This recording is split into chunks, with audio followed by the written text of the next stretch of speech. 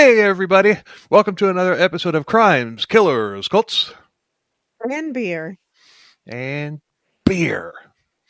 I'm Bill, and this is my lovely co-host, Sandra. And this is episode 139, and it's on the stalking and murder of Christine Belford. It's a crazy, crazy, insane case. Hmm. um, David Matusiewicz, his mother Lenore, and father Thomas, and his sister Amy Gonzalez. They were a family of sadists who, over the course of 19 months in 2012 and 2013, stalked and cyberstalked Christine Bedford and then killed her. But that was after David and his mother Lenore, an evil, despicable troll of a woman, had kidnapped their three kids and taken them all over the U.S. and Central America.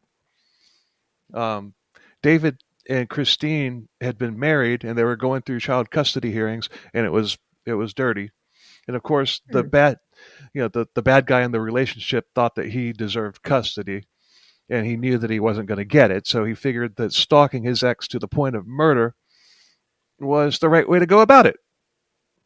Well, I mean, that's usually the right way to go about it, right? Oh yeah. That's the If you didn't know the Matusiewicz family, you'd think that that they last were name is hard. I kept reading it. I'm like, Masusa, what Mas- fuck? I don't know. Matusiewicz. Masusiewicz? Matusiewicz. Masusiewicz. Yeah. I don't know. But on the surface, if you didn't know them, you would think that David and Christine were the ideal, couple. They were very popular within the community of Wilmington, Delaware. They also had wealth and power, and they weren't afraid to wield it. One woman against this empire, and this fight ended in murder inside the Wilmington courthouse. So they were wealthy too. Did they own anything down by a boardwalk? No, they did own an orthodontist, eye doctor thing, which we'll get Or to. no, you mean an ophthalmologist? That's an eye Ophthalmologist, doctor. yeah. No. Yeah, he's a orthodontist, his teeth. And I was thinking, I'm like, that would be great for a sadist because then they'd be singing and dancing like, Steve Martin in Little Shop of Horrors. Oh I'm yeah. your dentist. I was thinking about that movie the other day, but um, outside family members even said on camera that this family was twisted and evil. The mother, Lenore, allegedly had troubled upbringing, and she claimed to have been sexually abused as a child. And the atmosphere in her childhood home was nothing, chaos. Thomas, the father, was a spoiled brat as a kid. Anything that he wanted, he got without question. And when he was in his 20s, he became a cop. But when he turned to 18, he joined the Navy, did like one tour out of there, and kind of busted out of there. He wasn't a very good cop. He wasn't really good with money. He would impulse buy, which resulted in the power getting shut off in the house on more than one occasion. It wasn't an ideal situation at all. The kids were allowed to do whatever. They were undisciplined. He got in, as the time that he was a cop, he got into landscaping as a side hustle, but he wanted, he needed to make more money, so he would call in sick to the police. And the police department is not a good line to be working in if you're going to call off sick and then go do something else. Hey, shouldn't you be, in your squad car on the highway? Yeah, but, well, being a police officer isn't a very good profession if you're a sadist either. This is true. I mean, if you have no compassion and you just love seeing people in pain, maybe don't become a police officer. Well, I don't know. Maybe not. Oh. One of the officers saw him cutting grass when he was supposed to be working, and as a result, he's like, "You can resign or you're fired." He resigned. But he played the victim card over this, and that mindset got passed to the kids. Or nothing is my fault. everybody's conspiring against me. Mm. One of Yeah, those, I've met a few of those. haven't we all? um, David Matusiewicz became the good, the good kid. I mean, he was good in school. He became an optometrist, and there in 1998, he met Christine Belford, and love was in the air. And before too long, they were an item. David was the one in the family with lots of money and influence, and he really carved out a nice life for himself. He even got involved with the Special Olympics, even providing free eye care to some of the kids. You know, he had bought the optometrist office, and it did very well with him in charge. But he was still a product of Tom's upbringing, and the saying, "You can't polish a turd." Yeah. Or you drop one turd in the punch bowl and then no one can drink it anymore, right? Yeah. Poisons everything around it. Christine had been married previously, and she had a daughter from that marriage, um, named Katie. I think it was Katie. I started writing her name later in the notes. I think it was Katie, though. But Christine was trying to make it as a single mom, and when she got with David, he stepped into the stepfather role, and her daughter liked him, and everything was good so far. Mm. Yeah. They were married in 2001. They had bought a house together, and before too long, they had a baby girl, followed by another one, and 4 years later, another baby girl. Three girls, four girls if you count Christine's daughter. In Like the Brady Bunch. yeah, in 2005, Lenore and Thomas moved in, and I think it was more than likely that they had been evicted from whatever shithole they were living in. But right out of the gate, Christine and Lenore butted heads. Lenore never liked Christine, and this was a monster-in-law situation from the start. um, when I was married to my um, daughter's mother, I I hated her mother. Her mother was a piece of shit, and I mean to the point to where I basically cut her off. I said, you know what, I'm never saying another word to you. She came down with stage 4 cancer. And I said, you know what, and I when I cut her off, I said, not only am I never going to speak to you again, I'm not coming to your funeral either. And when she died, Wow. I did not go to her funeral as promised. but but during that time, I mean, she was awful. But I mean, How you really felt about her. I was gonna say, like when you first said you hated her, I'm like, you're alienating at least one user here, Bill. Oh, and she's dead. Never mind. but there, I had found this Facebook group called "I Hate My Mother-in-Law," and most of the people that were members of that group were women, but there were a few men. But all of a sudden, some of the stories that I've read on that, oh my god, I could do a freaking podcast just on that.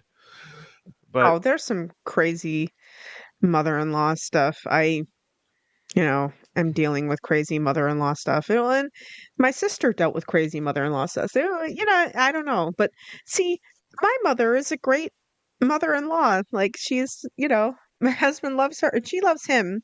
And it's funny because my mom will defend him over me. If I'm teasing him or something, she's like, "Don't be so hard on Doug. He works so hard." And I'm like, "For real? For oh, real?" Like, I'm your daughter. I'm your flesh and blood. You should be defending me, not him.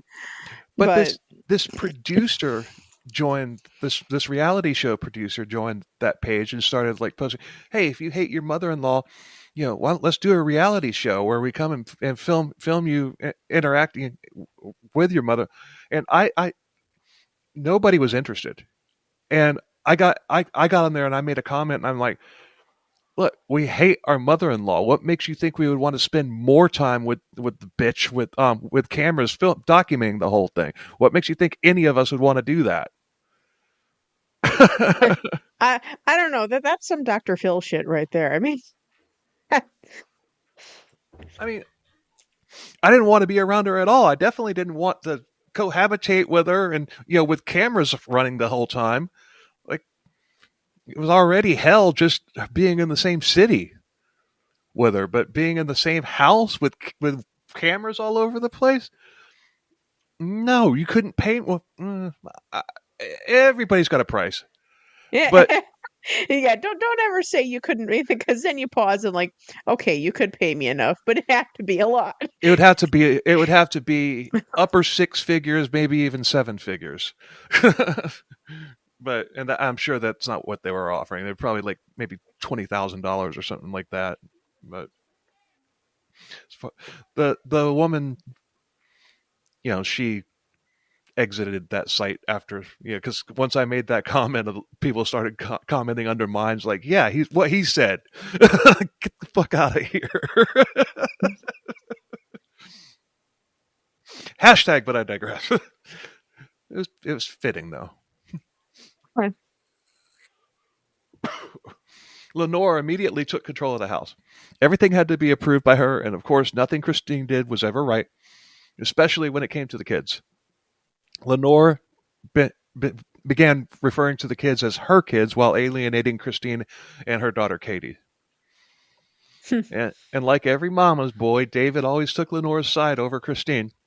And this was obviously causing problems between them, and she was literally trying to get Christine and Katie out of their lives. This this power struggle ultimately put a target on Katie, who became collateral damage. Lenore went out of her way to make Katie feel like she wasn't wanted in the house, which naturally caused pushback from Katie, which Lenore used to justify the poor treatment of, treating Katie like shit. I'm going to treat you like shit, so you go away. And then when you go away, I'm going to say that you're shit because you go away. Yeah, something like that. Because of That's reasons. gaslighting 101, right? Of course, yeah. One time, Katie tripped one of the toddlers on purpose because she was tired of being, she was tired of the other kids being treated like royalty while she was being treated like crap. Lenore lost her mind, and David warned Katie that she had better not touch any of, quote, his kids ever again, and if she ever did, he would throw her out the second story window. Okay. Nice guy. Yeah. Christine had had enough and told David that she was sick of it and she was going to leave if things didn't change immediately. David began threatening her, saying that he knew how to kill people without leaving a trace. And how could an optometrist know these things? Well, I don't know, but it's also one of those funny things where it's, you know, I would think that if you were going to go out and kill someone, you wouldn't say, I know how to do it without getting traced. Like, you just wouldn't say anything at all. I mean, Right. just don't call any attention. Those words never left your mouth. You just Yeah. know in your mind what to But, do. but hold on. Mo Green from The Godfather, he was killed with a pair of glasses, so maybe that's what he had in mind. Very true. Yeah. That was a pretty creative scene, too. I, yeah, I mean, granted, if he was actually an orthodontist, I mean, that would have been even better, Oh, yeah. But he said that he would bury her and they'd never find the body. Hmm, So, how original. hmm. But that sealed the deal, and she had to get the hell out of there. And in January 2006, she filed for divorce. David flipped out and actually fired her from his practice. Okay. Christine, Christine, in turn, then got another job working for another eye doctor, making even more than she was making from her own husband. How do you get paid by your husband? I mean, that's one of those things where it's kind of like, I'm going to get paid by my husband. I'm going to work for my husband's business and he's going to pay me. And I mean, isn't that just giving her your money that you already have that you may as well just put in the bank account? Because why? Yeah, well, I mean, yeah, I can see that from that point of view, but still, when she Well, goes to I when she goes to a st- competitor and she's making more, well, you yeah, know, but I'm just saying, like, I mean, if Doug and I were in a business and I made $10 and paid him 5, uh, we still have $10 Oh to, yeah, I know, yeah. but this made this. I mean, she made it a point to tell David that she was making more money, which of course wounded, David's fragile ego. Well, she would have made more money if she worked for Walmart because again, it was still their money. But I digress. But it's funny, but still, it's like, how would you not make more money? Okay, Sandra is hashtag Team David. Got it. Uh,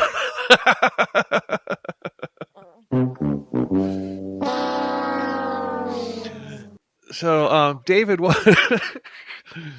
I, I'm sorry. I'm just pointing out the logistical flaw I of know, but of telling your spouse who's paying you that you made more. I like the power move aspect of it. I mean, yeah, that's the Yes. logical aspect of it. I like the power move aspect of it. Yeah. But David wanted sole custody of the kids. I mean, he petitioned the court to have a psychological exam done on Christine, claiming that she was crazy and unfit to have custody.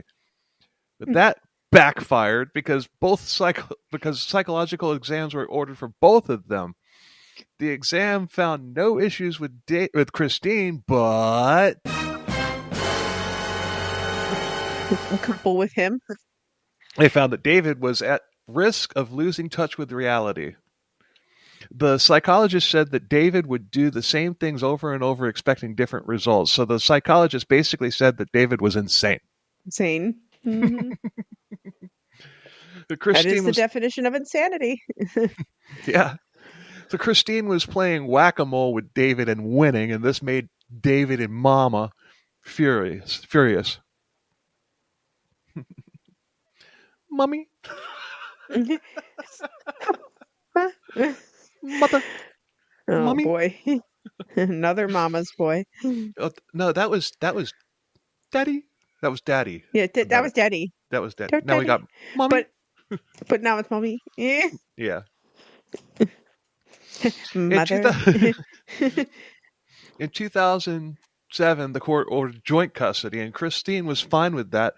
But since David didn't get what he wanted, he pitched a fit.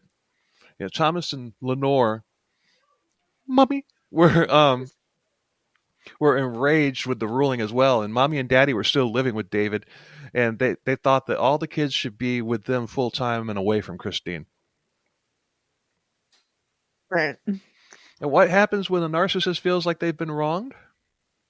Oh, here we go.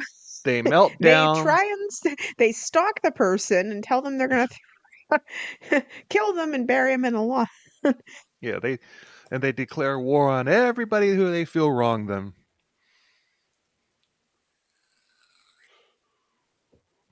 Lenore was accusing Christine of, quote, annihilating David's character. The House of Matusiewicz would not be denied their revenge. Is this Game of Thrones or some shit? Like what? You're not far off. You are I, not far off. I mean, we uh, will not be denied our revenge. Like this sounds like a Marvel movie or something. just Hell. wait. Just wait. I mean, it's just insane. This case, this case set a legal precedent too. I mean, it's just a little spoiler there, a little teaser there, but yeah, this was a historical, precedent setting case. Mm. One day when Christine went with Katie to pick up the kids from school, or from David, of course, all three of these chuckleheads were there. David grabbed Christine by the arm and dragged her outside and started screaming at her. And this was done right in front of all four kids. But despite the turmoil, Christine was a good mother. She wanted the kids to spend time with their father, even if he was a piece of shit. Good on her for trying to co-parent, but Yeah, I mean, she's trying to do the right thing. Uh, Mhm. agreed to take. She agreed to let David take the three girls to take a guess where. Hmm. Overseas, somewhere, somewhere he's probably about to take them. Disney Lenore's World. house. Oh, Disney! Yay! Florida has joined the chat. Eh, as Florida often does when things go wrong. Yeah, this was supposed to be a 2 week trip, and I doubt that it was 2 weeks at Disney World. I mean, I don't even think Elon Musk could afford that. Oh, but but they didn't go to Disney World. But so Florida did not join the chat. They didn't go to Florida. oh, For the first couple days of the trip, the oldest daughter had been calling Christine, but on the third day, the phone was snatched away from her and hung up, and the phone was turned off. Every time Christine called, it went straight to voicemail. Christine told a friend that she didn't think David had any plans on bringing the girls back, and she was right. Search warrant was issued for David's house, and it was vacant. The place had been trashed. They had burned lots of things in the fireplace, lots of paperwork and everything. But the police found the divorce papers next to the fireplace. That's kind of weird. were they signed? Didn't say, but they probably were, because that would have made it finalized they were divorced. But I don't know. But they had been gone for almost 3 weeks at this point, and the police began treating it as an abduction. But David and Lenore could have been anywhere by that time. They tracked David's credit card, and the last place that was used was a gas station in North Carolina. There was no trail that the police could track, and I mean, David knew what he was doing. He had sold his eye doctor practice, cashed out a retirement account, an IRA, and he even did a fraudulent refinance on his house. So this brings in the FBI, especially with the fact that the kids have been taken across state lines. So there's two things that the FBI is investigating. But David had over $1 million cash when he left. Police began to question friends and relatives, and they started with David's sister, Amy, but she didn't know. But she said she didn't know where they were, and she was convinced, "Oh, the kids are okay." Um, the police pressed her some more, and she closed up and didn't say another word. And of course, she did. Yeah. They tracked down Thomas, David's father, who had moved to a different house in Delaware, and he, of course, had no idea or concern where David, Lenore, and the kids were, and by now they had been gone for over 2 months.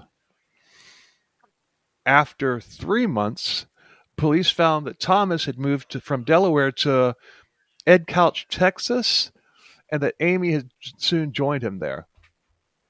The police reached out to Texas law enforcement requesting assistance, and the police staked the place out for weeks, but David, Lenore, and the kids were never spotted there. But now we come to a little bump in the road. Galveston. Now we come to. Now we come to a bump in the road. Galveston Police Department had found the body of a 2-year-old girl that had washed up on the shore of Galveston Bay. The detective in Delaware got a call from the National Center for Missing and Exploited Children asking for a DNA sample from Christine. The detective called Christine, who, of course, was frantic about it, but she gave the sample. I really feel bad for the detective that had made that call, because that had to have been rough. But and I'll have the detective's name later on in the episode. I don't know why I do this sometimes. Sometimes I don't like mentioning the officers' names and stuff, and then the officer winds up being a freaking rock star, so I have to, so he Point it deserves out. recognition. So that's what happens here in this case. But it turned out that the girl turned out to be named Riley Ann Sawyers, who had been killed by her mother and her mother's boyfriend. So that was a false alarm. I mean, thank God. Well, That must have been very stressful. not thank God for For Riley. Riley, but thank God that it wasn't, one of Christine's kids. Mm. That wasn't, that wasn't their objective yet. Um, Yet. yet. Telling you, this is one of the more insane stories I've ever covered. The detective got subpoenas to look into Amy. Miles of documents to go through, but on a phone bill there was a call that had come to Amy from a hotel in Panama. Panama? All Panama. right. Dun, dun, dun, dun. Now we're at this point we're 5 months in. The Uh, detective the detectives reached out to a diplomatic security service liaison with the U.S. Marshals. He asked for somebody to go to the hotel to see what they could find and cue the bureaucratic red tape. 8 months in, and this still hadn't happened. oh my Finally, God. yeah. I'd be, Fi- I mean, granted, I don't have children, but if I did, I'd be furious. I'd be like, I'm sorry, yeah, these are my children that you all can't find, yeah. So, finally, a year in, it was confirmed that he was in Panama, and he was trying to buy a house there. And oh, by the way, they had left in an RV. That that's that's crucial later. Somehow David had gotten tipped off that they were there, and they bolted again. The marshals were coming or whatever. Um, Hmm. so they The bolted marshals are again. coming. The marshals are coming. It was probably Amy or Tom. Oh, it had to have been Probably. Amy. It had to have been Amy. But detectives had gotten an email address for Amy, and they found out by monitoring it that she had been trying to get to contact the Bank of Montreal, and she was trying to get a wire transfer from there to a Remax office in Nicaragua. All right. Not wanting to go through months and months of red tape again, the detective asked his superiors to contact Nicaragua directly and simply asked them to interview somebody at the Remax. And Nicaragua agreed. And now we're 19 months in, and they went to the property that David was interested in and staked it out, and they got photos of the RV, of David, Lenore, and all three girls. But they had been staying they had been living in this freaking hotels and in this freaking RV this entire time. Wow. So For 19, you said 19 months? 19 months. Wow. So that kind of ew. I mean, was it a nice RV, or did it look like from a from Christmas Vacation? I mean, you know. It probably started off nice, but David and Lenore were slobs. Mm. So because I mean he had over $1 million to start with, so he probably bought a really nice one, but it didn't stay nice for very long. But they let Christine know that they had found the girls, and Christine flew down to Nicaragua. The police watched as David took the oldest girl to school. They stopped. They stopped his vehicle and arrested him, and then they took the girl into custody as well. And meanwhile, another team went and arrested Lenore and recovered the other two girls. And the three were united with Christine, and they went back to Delaware, and David and Lenore were extradited back there too. Thanks for listening to everybody. We'll see you next week. No, no, no. That's not the end of the story. That's not Not even it. close. Not even close. Oh boy! I mean, this evil troll of a woman and her narcissistic mama's boy son had told the girls that their mother, Christine, had committed suicide, and that's why they had to stay with them. Oh, wow. What do you, that's what you're gonna tell your child? Wow. That's Um, a certain brand of evil. yeah, this is Disney Y- villain evil. You're gonna tell your kids that their mother's dead. And not only that she's dead, Not just that dead, but she had she killed herself. killed herself. Hmm. Yeah, I mean, couldn't tell that she was in a car accident or something like that. It's got to be killed herself because, but no, but what they're trying to do is they're trying to paint Christine as an absolute monster, Yeah. and they say that the most selfish thing that a person can do is to commit suicide. So, in a bit of irony, the girls were dirty. The like I was alluding to earlier, the RV was just it was disgusting. The girls were dirty. They hadn't bathed and looked like they hadn't bathed in weeks. They had haircuts that Lenore had given to them, and Lenore is as much a hairstylist as I am. Well, a A hairstylist. hairstylist. Yeah. um, and this whole time, Lenore and David, huh? Nothing. I'm just chuckling. Like you don't really need to come up with an analogy there. Right. So, Yeah. Clippers 5 and 3. I'm the easiest haircut that my barber has in the day. 5 and 3. That's it. The whole time Lenore and David had been saying that Christine was unfit. Meanwhile, they were the ones neglecting the kids, and they also had them in an area where nobody spoke their language. They had them, in a Spanish speaking country. oh, yeah. Yeah, so they couldn't tell anybody anything anyway. So they were trapped. Mm, But still, the reunion was joyous, and Christine thought that it was all over, and she couldn't have been more wrong. mm, The Matusiewicz family's desire for revenge was boiling. They blamed the system for all of their problems, and the cause of it wasn't the fact that David and Lenore are pieces of shit who should have never been allowed near kids in the first place, and that they had or kidnapped them kidnap them. kidnapped them for almost 2 years, letting them to believe that their mother had killed herself. Nope, that wasn't it at all. It was Christine, and nothing was going to stop them from exacting their revenge. I will have my revenge. Revenge. It's very cold in space. I watched Star Trek 2 the other day, or last week. Mm-hmm. Lenore was charged by the state with child endangerment. David was charged federally for the kidnapping and for bank fraud. David's lawyer said that the reason that he had taken the girls was because Christine was sexually abusing them. David had never Sounds said... like a projection. I don't know. But he had never said anything about it during the custody hearings. And if that had been happening, and proven, that would have been a good reason to keep the kids away from Christine. But it never happened. Nobody. Not Thomas, Amy, or anybody else who was ever questioned, ever mentioned anything about sexual abuse.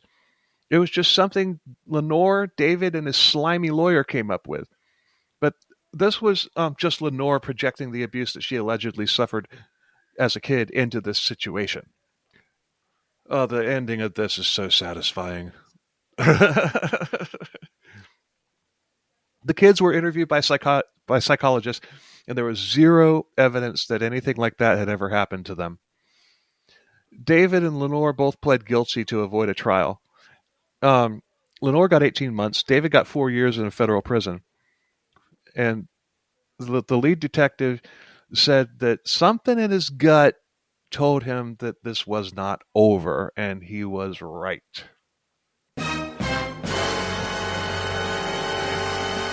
Thomas, a lifelong loser during this time, he decided that he was a sovereign citizen.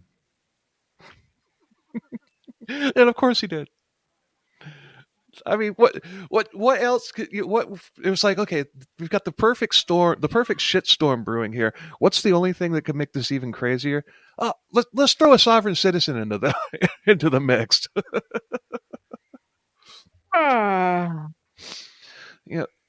That might be a fun topic to do an episode on. Sovereign citizens. Sovereign citizens? Sovereign citizens. But sovereign citizens. You got to say that like 5 times fast. That like 5 times fast. No, sovereign citizen. Sovereign. Sovereign. Yeah. Citizen. See, sovereign. citizens. But So, the anti basically, he does. I ain't following your rules. Kind of like Rage Against the Machine. I yeah won't do what you tell me. the anti-government group basically says that laws don't apply to them, and you can find their videos on YouTube. Like when they get pulled over, they're like, "I do not have to open my window for you. You do not have any right to tell me what I am a sovereign citizen," and they're just freaking annoying. And they usually wind up getting the freaking window broke by the police officer and arrested. It's just one of those things where it's like, okay, I don't know what you're trying to accomplish. I mean, I understand standing up for your rights and not allowing police or anybody to bully you into doing something that you know that you don't legally have to do. Right. But like, if I'm pulled over, what, yeah, I'm gonna put my license against the window and be like, I'll comply with any lawfully given command, I guess, but I, I don't have to. It's I don't know like what you accomplish by being nasty No. to the cop. You just piss him off, and then Hmm. he wants to find more reason to, you know. I mean, they think that you don't have to have a car registered. You don't have to carry insurance and all that stuff. They s- they say that. I mean, it's just that is a whole rabbit hole to go down. As far as like those videos on YouTube and everything on these guys, that would be a good that would be a good topic to cover. I mean, we covered flat earthers early on. I mean, this is Oh, Jesus. the the sovereign citizens are on the same they're on the same cul-de-sac with the flat Are earthers you gonna do and this like lunar landing deniers too? the sure. I mean, yeah. I can't tell you how many of those people because I grew up in Brevard County, which is where Kennedy Space Center is. I mean, Mhm. people saying that this Challenger was, Challenger explosion was just a movie shot. I freaking saw it, not on TV. I actually was outside and I saw it happen. Oh Like, yeah. well, yeah, it's just part of me thinks that these people and the shit that they come up with thinks that they're just trolling because nobody can be that fucking stupid. Huh. I mean, it also is kind of like Holocaust deniers. It's just Yeah, I, ah, it's kind of like, I'm going to deny this ever happened, even though there are people that are alive today just by sheer luck whose entire families were wiped out. It's like I have no family left; they're all dead because yeah. they were put in a gas chamber by a fucking Nazi. Oh, and you Like see these.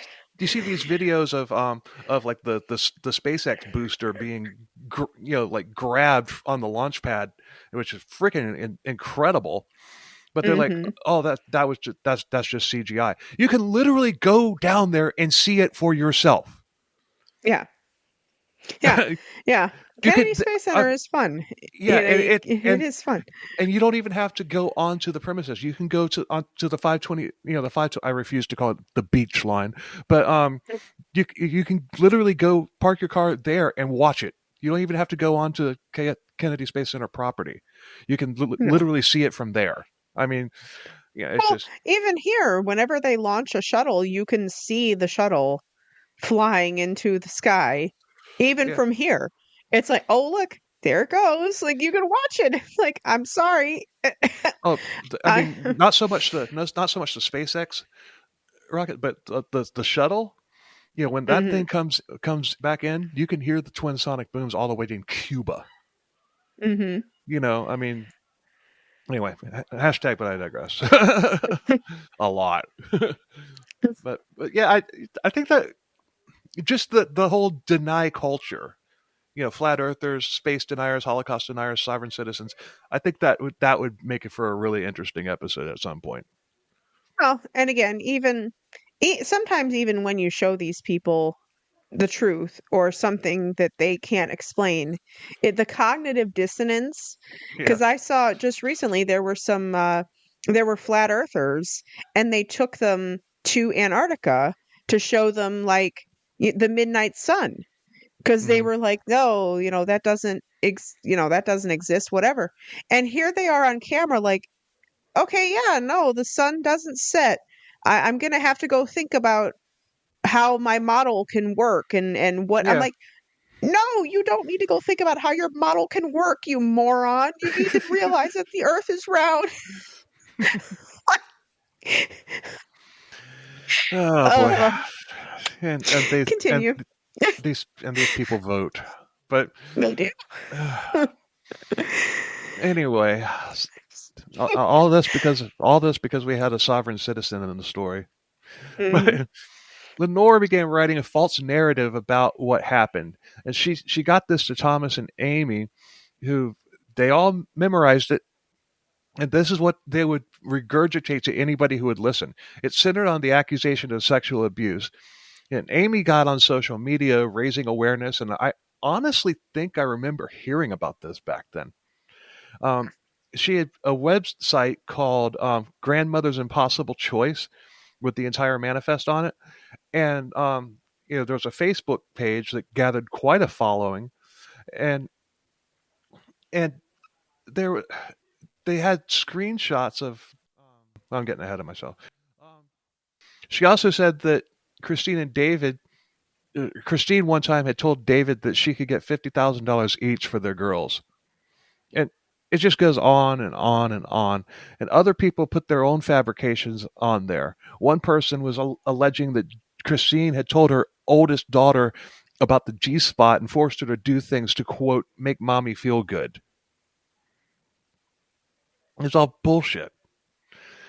Yeah, I watched a documentary on this story, and they had pics from the website, and it said, like, in huge letters, "What would you do?" Then small, slightly smaller, "What would you do?" Slightly smaller. And yeah, I had seen that before. I had seen that website before back then. So it made its rounds. I was living in Tennessee at the time. Mm. But in 2010, Lenore was released from prison after only 12 months. So now she would be able to carry out this obsession herself in person. They were writing letters to schools, her job, doctor's offices, Christine's church, even just to random people. But this was never proved. But none of this was ever proved because it didn't happen. And but still, when you've got the story that sounds, it was well crafted and everything. It really, if you don't really know the backstory, it it it's easy for people to jump on board with that. It's like, oh my god, this Yeah. is so wrong. I mean, this is horrible. But so it's easy for people to do that if they don't know the whole backstory. Oh, sure. I mean, you can say whatever you want if you craft a story well enough. Yeah. And you promote it enough, people will believe it, and then they won't bother to do research or listen to the other side. They'll just automatically assume that what they're Hmm. reading is the truth. So, Yeah. But I think the end game was to push Christine to the point to where she actually did commit suicide. mm, That's just my opinion. But Christine had reached out to victims advocates groups, but nothing was being done. She was even sending David updates about the girls' lives. She was trying to be the good guy, basically. She was trying to do what a good mother does, and she was taking the high road all over this, but still, not wanting to deny David access to his kids, even mm-mm. though he you know he No, at didn't that point, I'd deserve. be like, I'm sorry, you have no access to your children. Oh, You're done. she's almost there. She's almost there. But she was doing this hoping that David would tell his parents and his sister to cool it, but of course David didn't do that. In 2011, Christine decided she wanted to cut ties completely from this bunch of psychos. She tried to get David's parental rights stripped, and if that happened, the family's actions uh, become illegal. Because she won the judgment, and David and his family lost all rights to the girls, but the family escalated their attacks. They brought in muscle. People who believe the allegations, and like I said earlier, it's easy to see how they got roped into that. But Hmm. a new recruit was a woman named Cindy Bender, who she had known Christine as an acquaintance. But she pretended to befriend Christine when in actuality she was just reporting back to Lenore about what Christine was doing. And it turns Hmm. out that David knew her too, and they had dated back in high school. He had he had gotten back in touch with her from prison via email and convinced her of their story. So she was I mean, a willing. there's no reason he was in prison, you Yeah, know. Uh, I, I mean, far be it from me to call someone an idiot, but really? yeah, Like, yeah, I'm gonna listen to this guy in prison. He's gonna tell me the truth about this whole situation that he was found guilty of, that he pled guilty to? yeah. But Okay. but she was friends with Christine on Facebook because Christine at this point had everybody else blocked. But she was funneling the information to David and Lenore to use in their stalking of Christine. Yeah, nice girl, Mm. really nice girl. Christine had cameras installed on her house. She got a baseball bat, and she kept a knife by her bed. She even got a German Shepherd who was a good boy. I swear, at that point, I would just pick Move, up and leave yeah, and not even tell, really, just not even tell anybody where I was going. yeah. Just Change your name. move. Yeah, because I mean, how else would you get away from this? I mean, it's just crazy. Like that. That's what you would have to do. Just pick up and leave Yeah, because you would never get away from it. nope. But her next door neighbor was a state trooper as well, and she had put a ladder in an upstairs bedroom. And if any of the horde came into the house, Christine would hold them off while downstairs while Katie put up the ladder and got the girls. She and the girls would climb down out the window and go to the state trooper's house. You're getting pissed. I can see it. Uh, Your eyes, man. You are getting it's, pissed. it's, it's crazy. Continue. Uh, I've never seen your eyes get like that before. uh, In the months that you've been on the show, I've never seen that look on your face. Wow. Oh man. Yeah. um, The more when I was writing these notes, the more I got into this. I was just like I was chatting with one of my friends, and I was just like, oh my god, this freaking story. I haven't got one that was just like this crazy. You see, I don't research everything first and then write the notes. I start with the story and learn mhm, it as I go. So yeah. every now and then you get one that's just like, holy crap, what the hell have I gotten myself into? And the last one that happened like that, where I'm like messaging people, oh my god, this freaking story is insane, blah blah blah. It was the insane Canadian cult episode that Mm, I found during the Canada binge, and yeah, it. But you know what? Those usually turn out to be the best story, because yeah. this is riveting. But December 1st, 2011, Tom and Lenore drove from Texas to Delaware. They asked a PI to escort them to Christine's house. They said that they wanted to return a blanket to the girls that had sentimental value. It's called mail, Yeah, you but jackass. they drove from Texas to Delaware to return a blanket. No, they didn't. Don't tell me that the person was like, that sounds perfectly reasonable. Allow me to escort you. Get the right PI. They just care about the money. They don't care about anything else. But when Katie came home from school, she saw Thomas's car in front of the house. She got into the house through the back door and locked it. Thomas was armed. There was camera footage of this. Nothing happened though, but they were likely going to kill Christine, who wasn't home at the time. That was probably why they were there, was to kill her. April 13th, 2012, David was released from prison. He had been serving time in Texas because remember he's got federal charges, so he was in a Hmm. Texas prison. Um, so he went and moved in with Thomas and Lenore in their Texas home, and Amy lived there with them as well. And the whole psychotic band was together again. Amy had a son, and David had sent her an email before he was released telling her to get ready to have 4 kids to take care of. This is this is not good. Oh, They had a plan in place to get rid of Christine and to get the kids permanently. David had asked his probation officer for permission to travel to Texas, from Texas to New Jersey, which is near Delaware. His request was denied because nobody released can leave the state for a minimum of 60 days. Later in 2012, David had to go to court for the child support owed to Christine. The hearing was done over the phone, and the mediator asked what he could pay each week, and he said none because he was disabled. And that was the first anybody had heard about mentally. that. Yeah, yeah. So, but because of that, but this was a trick though. This was a ploy. Because of the fact that he said that he couldn't pay anything because he was disabled, he was ordered to appear in court in Delaware. That was a ploy, and it worked. Why is this story filled with what seems like incompetent people that just allow this to go on?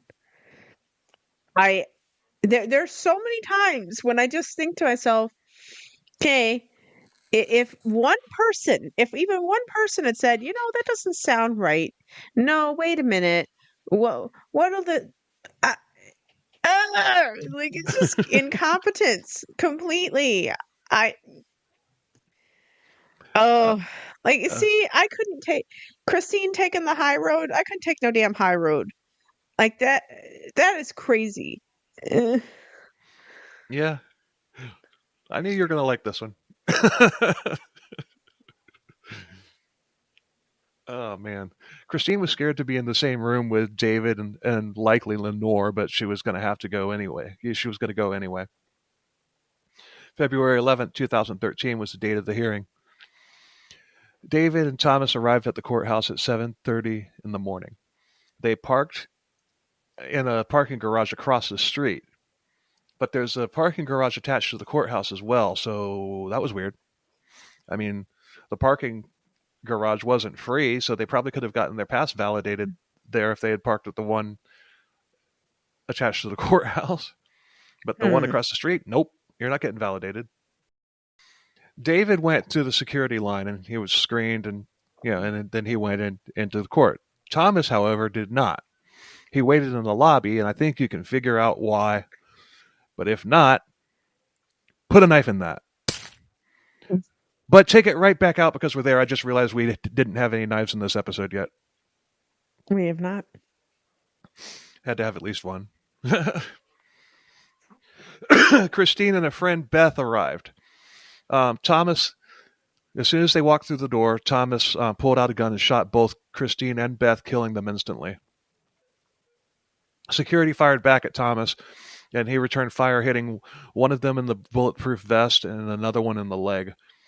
Thomas was hit, but he tried to escape, but the building had been put on lockdown.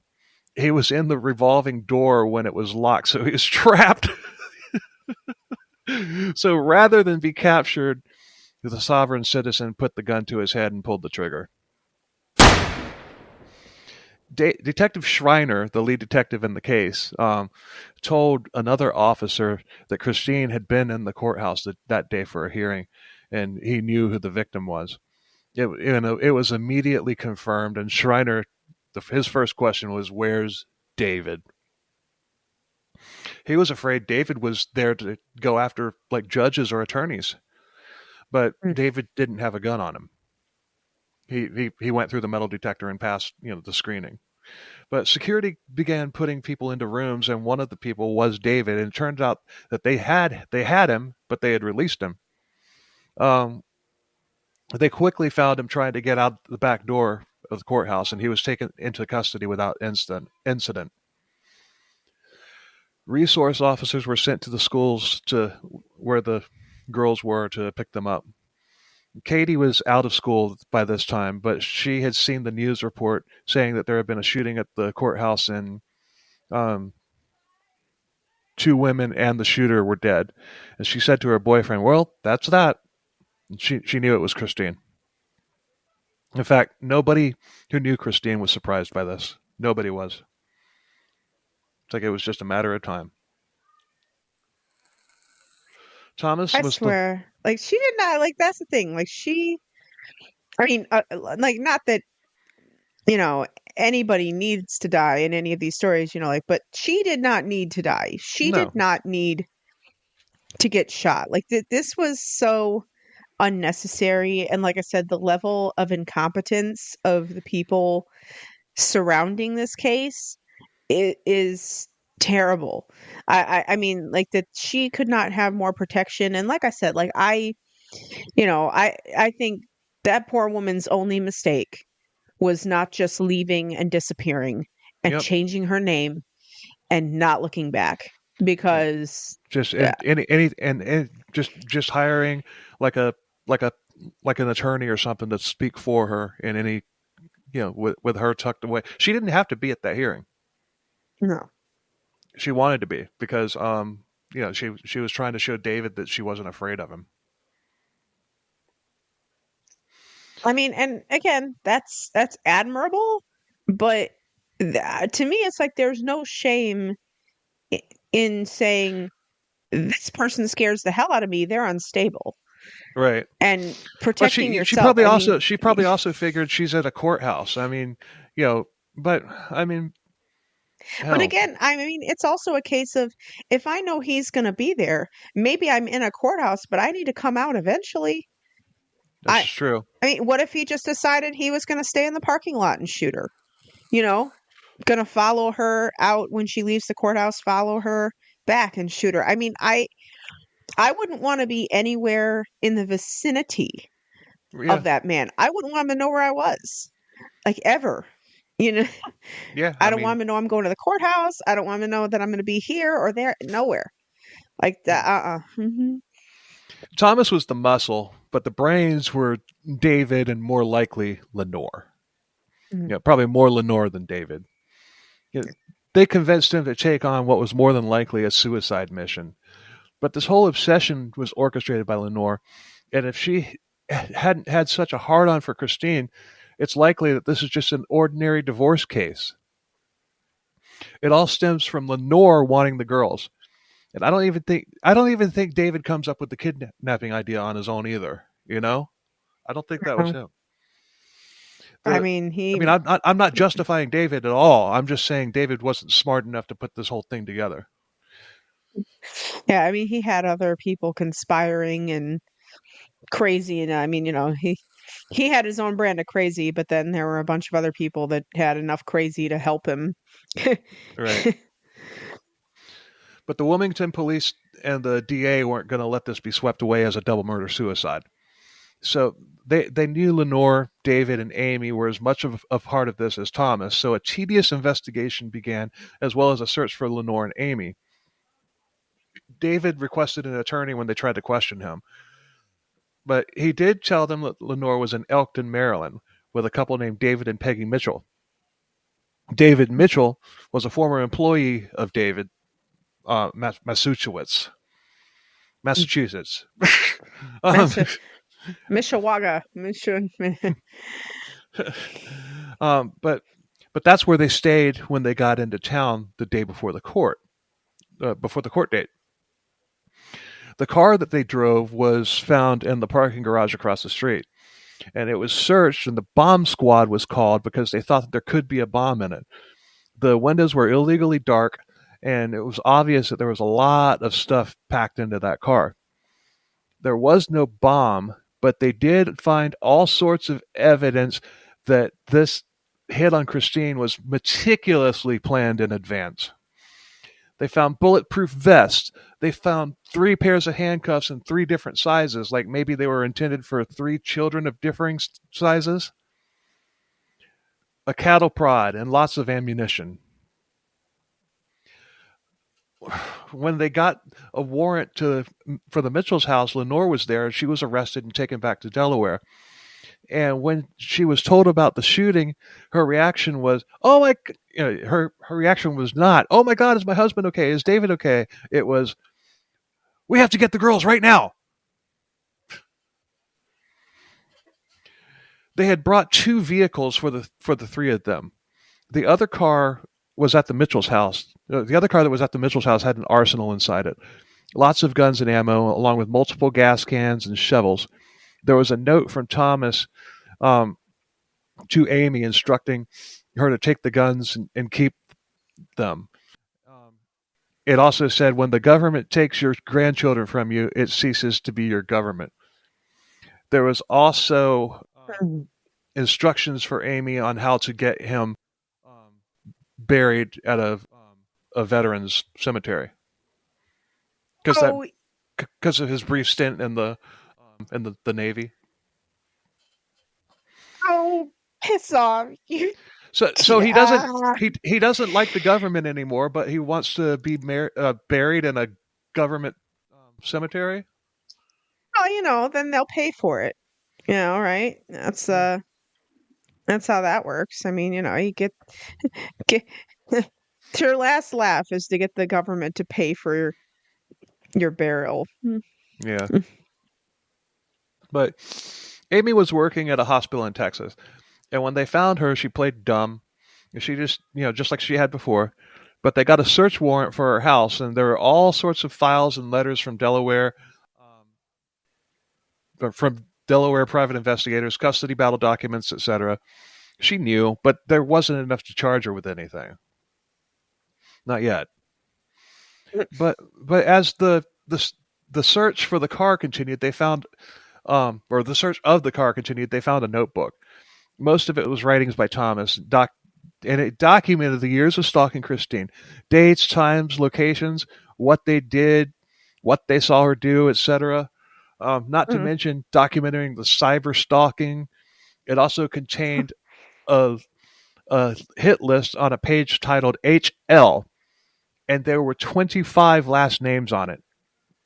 Judges, doctors, lawyers, witnesses that had participated in the cases that initially put David and Lenore in prison, as well as family court proceedings, and of course Christine's name was on there. Why were they going to forget about her? Of course Why not, write but they wanted to take out everybody. I mean, why write her name down? I mean, just to make sure that it's set in stone. Like, she is number one, right? It's kind of like a Kill Bill list, right? You got yeah. Rennie, she got, Hmm. yeah, and then at the very top you got Well, they could be Bill. okay, we're killing Judge Anderson. DA Johnson. We're covering. We're gonna kill this person. Who's the main person we're pissed off at? God. What? Oh, Christine. We better write her name down so we don't forget. Well, Christine's lawyer, Timothy Hitching, was listed as well. Pretty good evidence that conspiracy to commit murder is a valid charge to hit David, Lenore, and Amy with. But literally, the day after the shooting, Amy filed a petition to be awarded custody of the three girls. It still wasn't over. And based on what was found in the car, I kind of think they wanted to kill the girls at this point. yeah. I mean, the handcuffs, you know, I mean, those handcuffs, those three different size handcuffs, those were for the girls. I mean, Yeah. Why would you? I mean, it's not like most adults, shovels. that one pair of handcuffs isn't going to fit most adults, like, hey, just got to get a couple more sizes just in case she has exceptionally small wrists or something. Hmm. I think it was personal that I think they wanted to kill the girls to complete their vengeance. But they did have a reason to detain David. He was in violation of probation. He had permission to go alone from Texas to Delaware for court and back. But But when he went with Lenore and Thomas, and you know, he God, he went with Lenore and Tom, and he went to Maryland. Although that bit of information makes me think that he drove his car by himself and that Thomas and Lenore rode together. Hmm. But yeah, Maryland is not along the route to Delaware. I mean, you can get to Delaware from Maryland, but it's kind of out of the way. Yeah. But they didn't have much time to put this case together. But in the meantime, Lenore and Amy were still spewing their lies online. It's not even a ding dong the witch is dead type thing. They were justifying the shooting. But they also said that Thomas had a brain tumor as well, and that was what made him do this. He acted alone, so they're going back and forth. And it seems to me that the wheels on their narrative are starting to fall off. But Amy swears none of them knew anything about this, and I guess Santa Claus put all that stuff in both cars. Yeah. That's what they asked for Christmas. Yeah, but Santa doesn't reward naughty people. They've been naughty. Unless Santa was one of Why? the people that jumped on their cause and bought the story. Ho, ho, ho. Uh, This was a groundbreaking case, though. When the hit was carried out, Amy was in Texas being a keyboard warrior, Lenore was in Maryland, and David was in the courthouse without a weapon because he had, like I said earlier, he had passed the security screening. So essentially they had to prove that they used the internet to coordinate the hit, and there wasn't any precedence for this other than a federal statute about cyber stalking resulting in death carrying a possible life without parole sentence. But up to this point, there had never been a case tried under that statute. But the DA went for it. Using all sorts of evidence, including Thomas's notebook, the website, the letters that people had, letters that people had handed over, thousands of social media posts, they laid down a timeline that detailed David, Lenore, Thomas's, and Amy's cyber stalking and physical stalking, starting in 2009, its escalation, all the way up to what they were doing even after the shooting. It was all to frighten and defame Christine and to scare the kids. Um, Mhm. the trial started in June 2015. Katie testified about how scared Christine was. She saw David in the courtroom and she broke down in tears. I mean, she hadn't seen him in a long time, and I'm sure that he was one of the three last people on the planet that she wanted to see. Yeah. She hadn't seen him since before the girls were kidnapped. But she pulled it together, though. And the prosecution started. It started with the shooting and what was found in the back of the two cars. Then they went back to the beginning, showing the escalating timeline leading, with the kidnapping, the timeline leading up to the murders, and what had happened after. Over 70 witnesses. Over 70 wet nurses. Witnesses? Yeah, a lot of wet nurses tested. No, For over one gigantic baby. over 70 witnesses testified. God, I've been doing okay on this episode.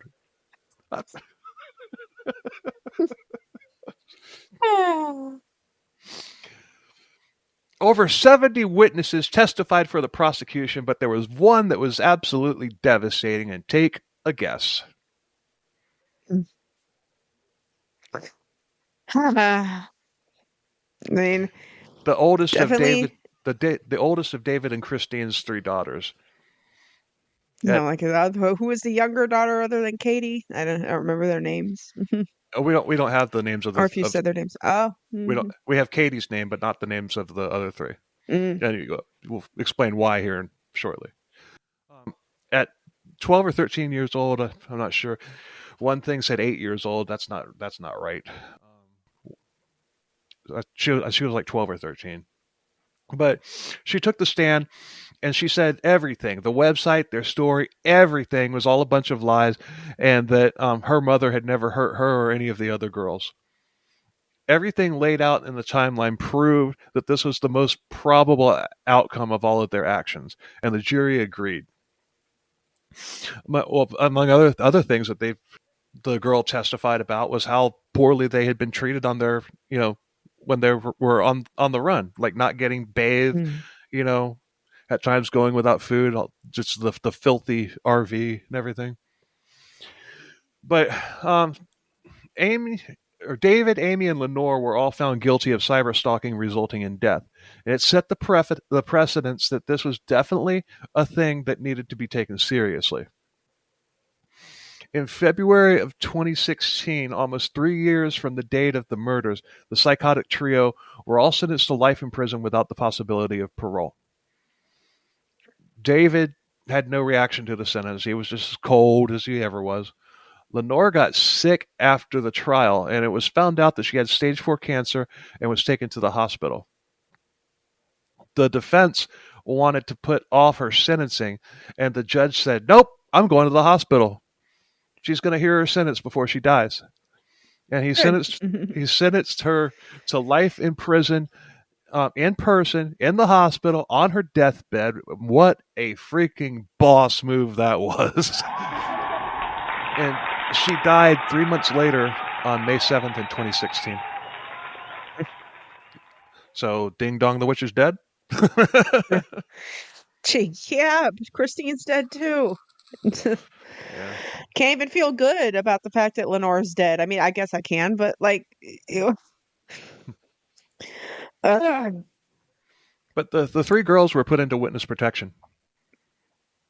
Katie got to see them the day of the shooting, but that was the last time she ever saw them.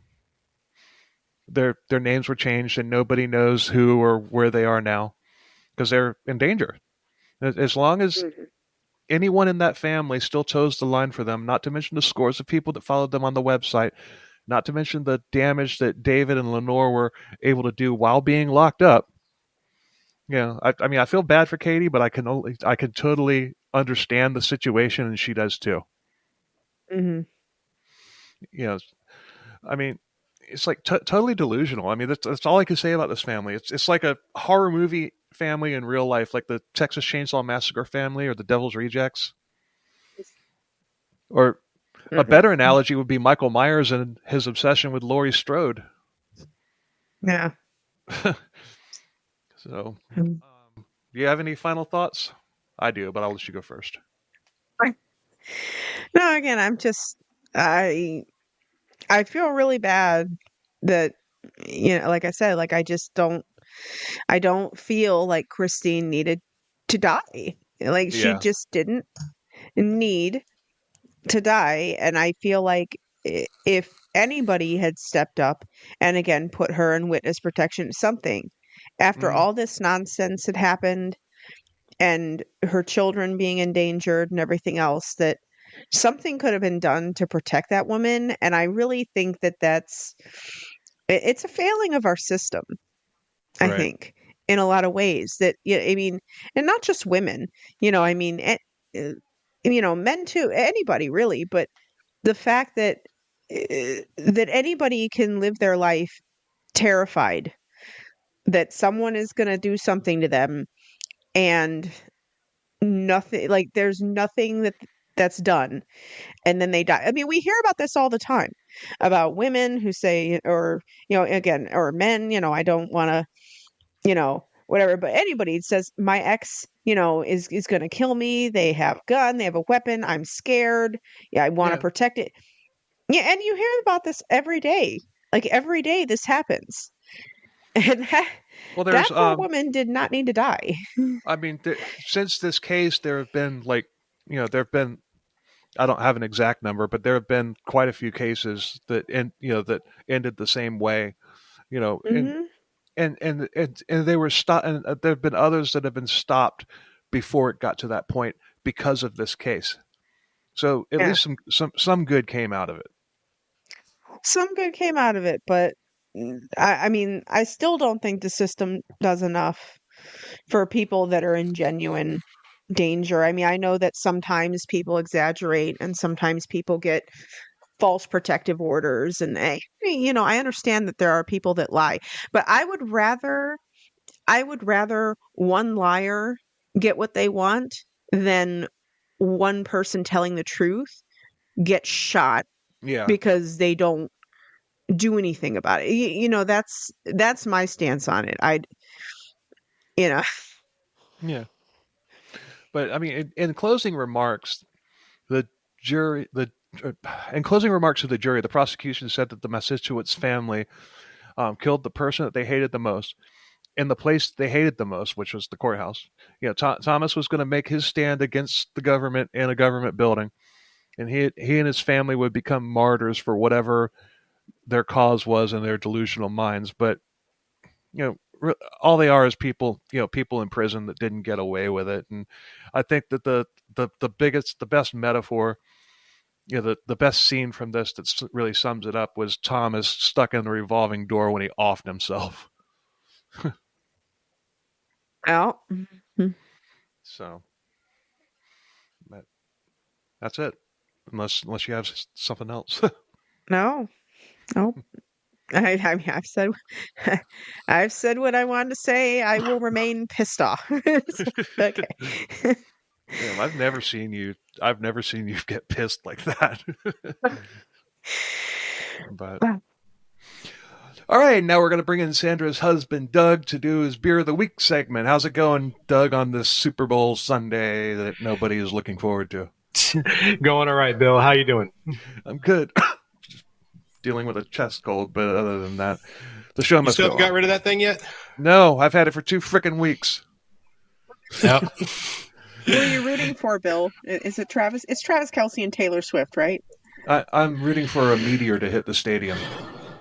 Oh no! Please don't wish that. Considering my beer is based around that and the city that I love, so please do not. So Okay, right. Okay, instead of a meteor, how about an electromagnetic pulse that just shuts off all the power in the building? no, because then the beer that I like from that city will no longer be able to be made. So no. Well, you can they can replace everything. Just make sure the game doesn't happen. Eventually. So without further ado, because the Super Bowl, I really could care less about the Chiefs or the Eagles, but I do love the city of New Orleans. It is my second home. I love it so much. I've been so many times. The one of the main breweries that I always try to hit up while I'm there is NOLA Brewing, NOLA Brewing, which is actually a fun acronym as well, because NOLA being short for New Orleans, but the actual word NOLA in NOLA Brewing stands for New Orleans Lagers and Ales. Oh, that's nice. that's the acronym they used. I did not know that until recently, but yeah. I was thinking that wasn't a very original name until you explained it like that. Like, no, that is yeah, actually pretty original. yeah. New Orleans Lagers and Ales, aka NOLA Brewing. I had a good buddy of mine.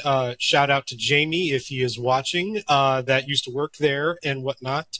But my favorite beer from them, I had to bring a few back. I was actually recently there last week, and I had to bring a few of these back because it's super hard to find here in Tampa, but in abundance in New Orleans. But this is from NOLA Brewing, and it is their Irish Channel Stout, otherwise known as looking design.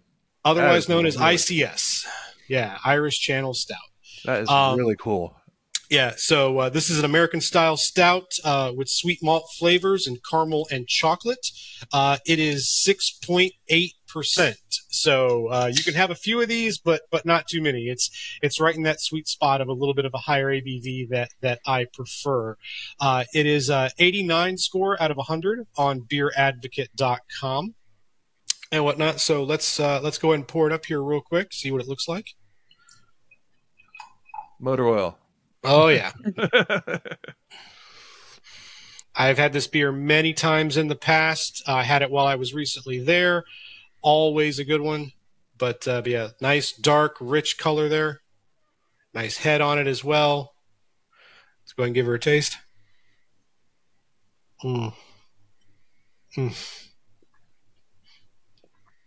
So good.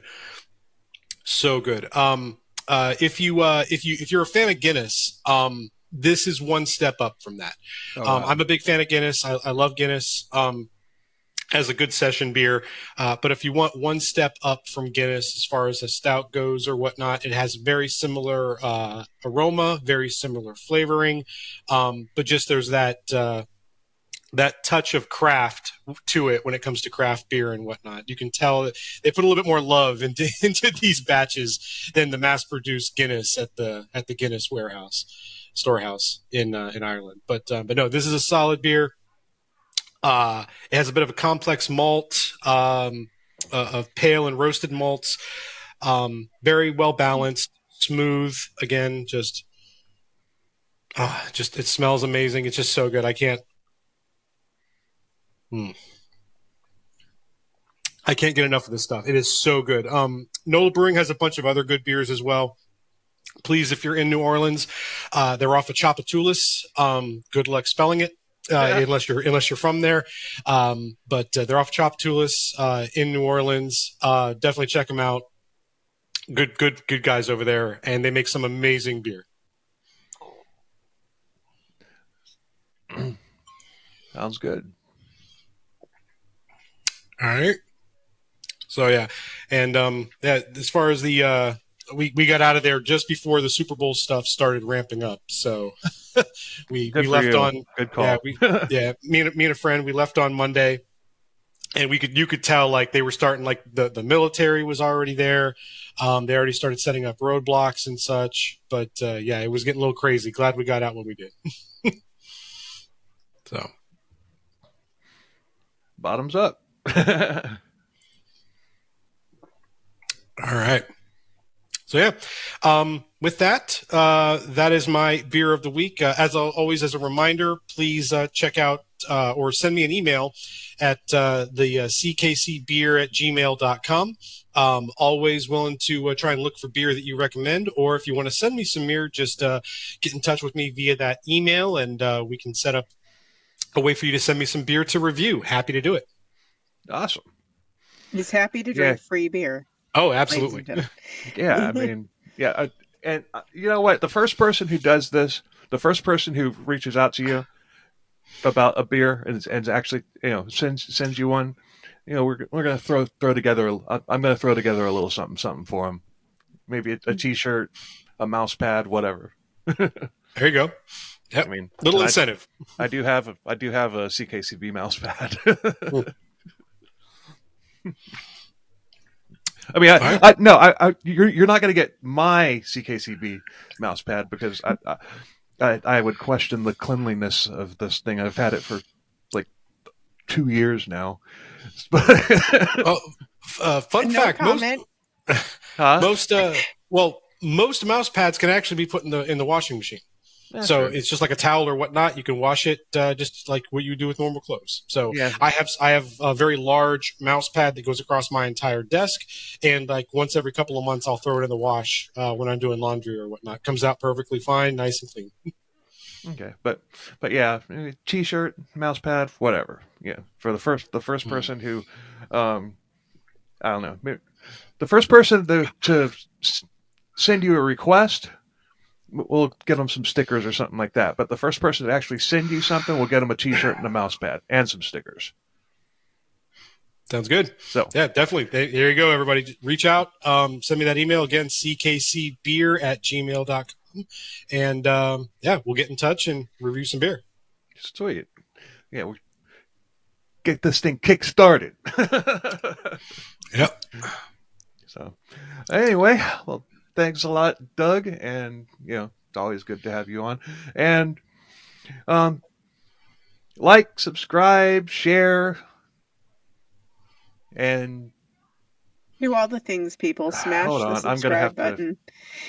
Hold on a second. If you like us, tell a friend. If you hate us, I'm going to start. Tell an enemy. I'm going to start. I'm going to start over again because I totally botched that. I recorded an episode of Forget the Date last night, and I got confused. So, thanks a lot for listening, everybody. We appreciate the hell out of it. please subscribe and follow the YouTube page, like and comment, review, 5-star review. Follow us on whatever streaming platform you use, Spotify, Apple, iHeart, whatever. 5-star ratings are awesome, but word of mouth is the best. So, like us if you tell a friend. God damn! If you like us, If tell you like a us, friend. you take it, Sandra. If you like us, tell a friend. If you hate us, tell an enemy. And until next and week. do all the things. Until next week. Cheers, everyone. Later. Later.